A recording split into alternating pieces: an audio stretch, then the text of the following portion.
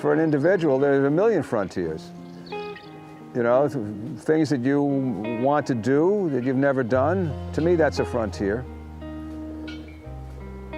If you've never climbed a mountain, then that's a frontier. If you've never sailed across an ocean, that's a frontier.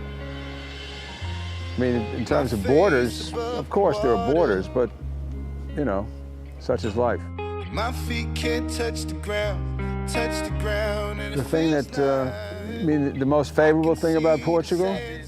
Well, the climate is much better than the northern United States. In wintertime, you're not freezing. You know, you can go out. The people are great, the little restaurants, plus the traditions of Portugal. It's a much older country than the United States. So you see beautiful old buildings. I think the cultural heritage is interesting, especially from the sailors' point of view, because of all of the great Portuguese sailors. They were some of the greatest explorers in the world ever. When I first came, I came on my friend's boat from Miami. And I went to Lisbon first, and I loved Lisbon, but you know, I'm sure I looked like a tourist.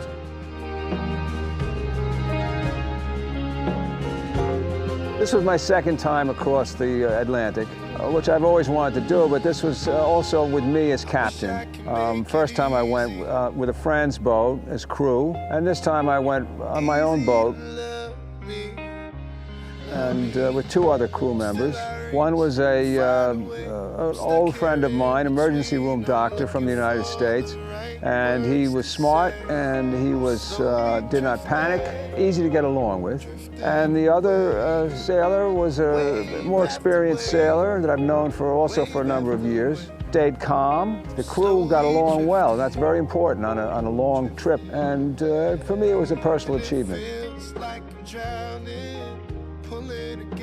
I think it's probably losing one of the crew overboard, because the chance, if the weather is bad, the chance of finding them is not so good. Well, we left Newport. There was very little wind at first, and then we hit in heavy fog. We could see nothing for a couple of days. But then as we approached Bermuda, we had very high winds coming directly at us from Bermuda, so we had to tack back and forth, back and forth. I wish I could make it easy. So it was rough sailing, but it also was good because it hardened the crew, and we knew the boat was tough. And of course, when we got to Bermuda, it was wonderful because the America's Cup was going on, so we got to see the America's Cup races. It was 45 days, but 30 days were at sea. The other 15 days were spent on islands. First Bermuda, then Flores, then Fayal. On our way across, we discovered a crack in the mast, and I was afraid the mast was going to come down. Fortunately, we discovered it after the bad weather, and I drilled a little hole at the end of the crack so it wouldn't spread. We were very careful with the amount of sail that we used, and we were able to get to Fayal, and I had it repaired there.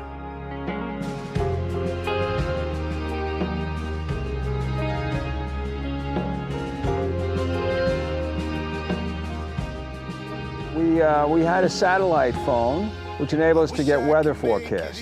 So we knew where the bad weather was, and we knew what to expect. That was probably the most helpful thing. Also have what's called a wind vane, which will steer the boat without having to steer by hand. I don't know if you can see it, but it's that device on the stern of the boat. That's a monitor wind vane. It just made it easy because you could set a course by the wind, and then you didn't have to be standing at the helm the whole time. Well, we're trying to decide what to do. I think probably Galicia for a short period of time, maybe in May or June, and then work down the coast, Cascais, and then to the Algarve, and then to Gibraltar, into the Mediterranean, Formentera, Ischia and Formentera, and then from there work our way over to Sicily, the northern coast of Sicily. At times I miss my home, but I go back and forth, so I can go back and get my fix. I wish I could make it easy. Easy to love me. I bought the boat in Annapolis, Maryland. 10 years old when I bought it. It was made to sail across oceans. I went out to the mailbox and there was a big package, and I opened it up. It was a calendar that my brother-in-law had sent me. So I opened it up to the date, and there was a picture of a boat called Atlantic. That was a famous boat that had raced across the Atlantic from England to the United States in, I think, 1908. And it held a speed record that lasted for, I think, 80 years before anyone sailed across faster. And I thought to myself, that's a perfect name for the boat. And that was how I named the boat.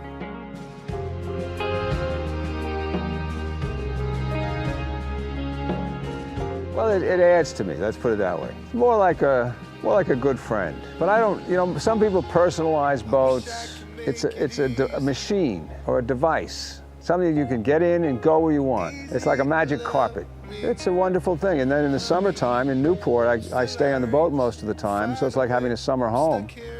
If you live on the boat, you have a home no matter where you are. Many years ago, I was in Panama, and I thought about buying some land in Panama on the ocean. And I said, well, if I buy this piece of land, I'll look at the same palm tree, the same ocean. If I buy a boat, I can go anywhere I want, and look at any ocean I want. When I'm time to move, I'll go somewhere else.